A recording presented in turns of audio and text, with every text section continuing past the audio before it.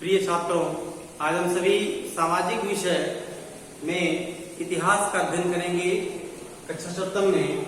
और इतिहास में जिस टॉपिक का हमको अध्ययन करना है पहले चैप्टर का, इसका नाम है 1000 वर्षों के दौरान हुए परिवर्तनों की पड़ताल। 1000 वर्षों के दौरान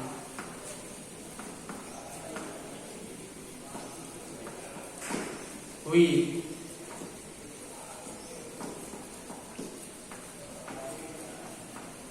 परिवर्तनों की पड़ताल में जानकारी हम कैसे प्राप्त करेंगे। 1000 वर्षों के दौरान हुए परिवर्तनों की पड़ताल हम किस प्रकार करेंगे, इसके बारे में हम चर्चा करेंगे।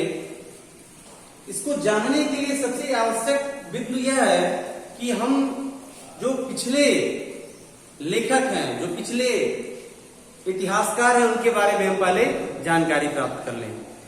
तो इसको जानने के लिए एक सबसे महत्वपूर्ण नाम आता है जो अरब के भूगोलवेत्ता थे। पहला नाम है अरब के भूगोलवेत्ता थे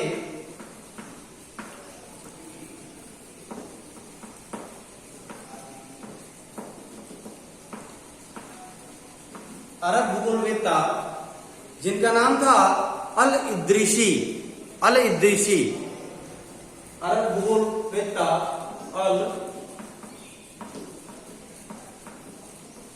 इद्रिसी।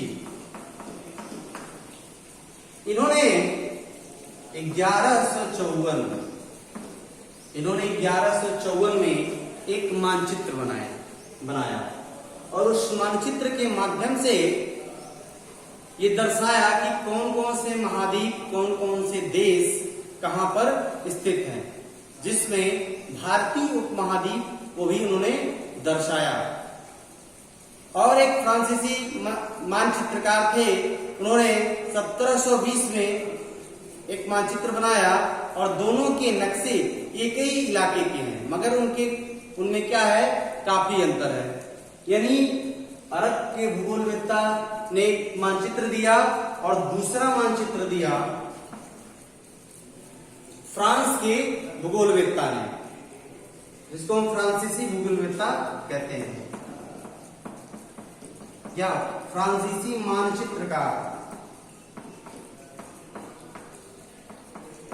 इन दोनों लोगों ने अपने अपने विवेक के अनुसार पूरी दुनिया का नक्शा दिया, ठीक। और इनके नक्शे में, या दोनों के नक्शे एक ही इलाके के हैं, मगर उनमें काफी अंतर है। अब यह अंतर क्यों आता है कि अल इद्रिसी के नक्शे में दक्षिण का भाग उस जगह का है, जहां आज हम उत्तर भारत ढूंढेंगे। यानी उत्तर भारत का मतलब कि जैसे श्रीनगर, जम्मू कश्मीर और श्रीलंका का द्वीप ऊपर की तरफ है। जगहों के नाम अरबी में दिए गए हैं। जगहों के जो नाम हैं वह अरबी में दिए गए हैं। उनमें कुछ जाने पहचाने नाम भी हैं, जैसे कि उत्तर प्रदेश का कन्नौज। मानचित्र में, यह मानचित्र बनने के लगभग 600 वर्ष के बाद बनाया गया। यानी जो मानचित्र का काल था, वो दोनों का जो अंतर था 600 वर्षों का अंतराल दोनों में था। इस कालावधि में उपमहाद्वीप के बारे में सूचनाएं काफी बदल गई। यह नक्शा हमें ज्यादा परिचित लगेगा और उसमें विशेषकर तटीय इलाकों में के बारीक ब्यौरे देखकर आश्चर्य होता है। और यूरोप के नाविक तथा व्यापारी अपनी समुद्र यात्रा के लिए इस नक्शे का इस्तेमाल किया करते थे। दूसरी चीज, इसको हम अगले चैप्टर में पढ़ेंगे। दूसरी चीज यह है कि इतनी महत्वपूर्ण एक और बात यह है कि दूसरे युग तक मानचित्र अंकन का विज्ञान बहुत ही बदल गया और इतिहास अब बीते युगों के दस्तावेजों और नक्शों और लेखों का अध्ययन करते हैं इसमें। तो उनके लिए उन सूचनाओं के संदर्भों का उसकी भिन्न भिन्न ऐतिहासिक पृष्ठभूमियों का ध्यान रखना भी जरूरी होता है।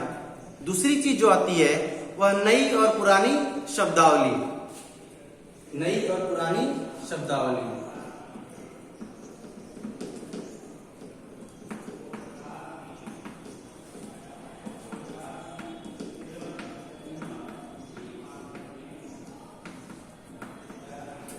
नई और पुरानी शब्दावली, इसका अर्थ यह कि अगर हम समय के साथ साथ सूचनाओं के संदर्भ भी क्या होते हैं, बदलते रहते हैं, तो भाषा और अर्थों का क्या होता है, ये हमें जानने की आवश्यकता है कि कैसे हम समझ पाएंगे कि कौन सी घटनाक्रम किस काल में हुई है और उसमें क्या क्या परिवर्तन आए हैं और भाषा में भी कौन कौन से परिवर्तन आए हैं। ऐतिहासिक अभिलेख कई तरह की भाषाओं में मिलते हैं। ये भाषाएं भी उस समय के साथ बहुत बदली हैं। उदाहरण के लिए जैसे मध्ययुग की फारसी, जो मध्यकाल की फारसी थी, आधुनिक फारसी भाषा से ज्यादा भिन्न है।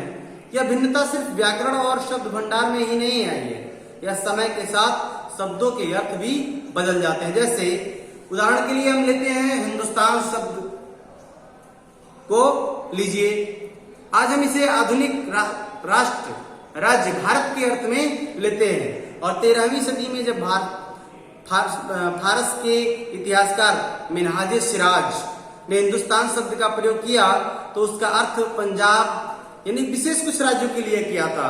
जैसे पंजाब है, हरियाणा है, गंगा यमुना के जो दोआ यानी बीच का क्षेत्र है या बीच में स्थित इलाके हैं, उसका वर्णन उन्होंने किया था। उसमें इस शब्द का राजनीतिक अर्थ उन इलाकों के लिए थे जो संतलत के प्रसार के साथ साथ शब्द के अंतर्गत आने वाले क्षेत्र भी बढ़ते गए, लेकिन हिंदुस्तान शब्द में दक्षिण भारत का समावेश कभी नहीं रहा। इसके विपरीत 16वीं शताब्दी के संदर्भ के बाहर या 16वीं सदी के आरंभ में बाबर हिंदुस्तान शब्द का प्रयोग इस महाद्वीप के भूगोल या पशु पक्षियों और यहाँ के निवासियों की संस्कृति का वर्णन करने के लिए किया और यह प्रयोग 14वीं सदी के कृषि अमीर खुसरो द्वारा प्रयुक्त शब्द हिंद के ही कुछ समान था, मगर जहां भारत के को एक भौगोलिक और सांस्कृतिक तत्व के रूप में पहचाना जा रहा था, वहां हिंदुस्तान शब्द से भी राजनीतिक और राष्ट्रीय अर्थ नहीं जुड़े थे जो आज हम जोड़ते हैं। ठीक, इसके अगली चर्चा हम अगली क्लास में करेंगे। तब तक के लिए धन्यवाद।